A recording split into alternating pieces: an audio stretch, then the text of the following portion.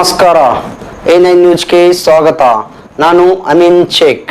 December 14ರಂದು ರಾಷ್ಟ್ರೀಯ ಲೋಕ್ ಅದಾಲತ್ ಜಿಲ್ಲಾ ಕೇಂದ್ರ ಸೇರಿದಂತೆ ಜಿಲ್ಲೆಯಾದ್ಯಂತ ಇರುವ ಎಲ್ಲ ಅಧೀನ ನ್ಯಾಯಾಲಯಗಳಲ್ಲಿ ಡಿಸೆಂಬರ್ 14ರಂದು ರಾಷ್ಟ್ರೀಯ ಲೋಕ್ ಅದಾಲತ್ ಆಯೋಜಿಸಲಾಗಿದ್ದು, ಈ ಅದಾಲತ್ನಲ್ಲಿ ಕಕ್ಷಿದಾರರು ಭಾಗವಹಿಸಿ ರಾಜಿ ಸಂಧಾನದ ಮೂಲಕ ಪ್ರಕರಣಗಳ ಇತ್ಯರ್ಥಕ್ಕೆ ಅವಕಾಶವಿರುವುದರಿಂದ ಈ ಅದಾಲತ್ ಕಾರ್ಯಕ್ರಮ ಸದುಪಯೋಗ ಪಡೆದುಕೊಳ್ಳುವಂತೆ ಪ್ರಧಾನ ಜಿಲ್ಲಾ ಮತ್ತು ಸತ್ರ ನ್ಯಾಯಾಧೀಶರು ಹಾಗೂ ಜಿಲ್ಲಾ ಕಾನೂನು ಸೇವೆಗಳ ಪ್ರಾಧಿಕಾರದ ಅಧ್ಯಕ್ಷರಾದ ಶಿವಾಜಿ ಅನಂತ ನಲ್ವಡೆ ಅವರು ತಿಳಿಸಿದರು.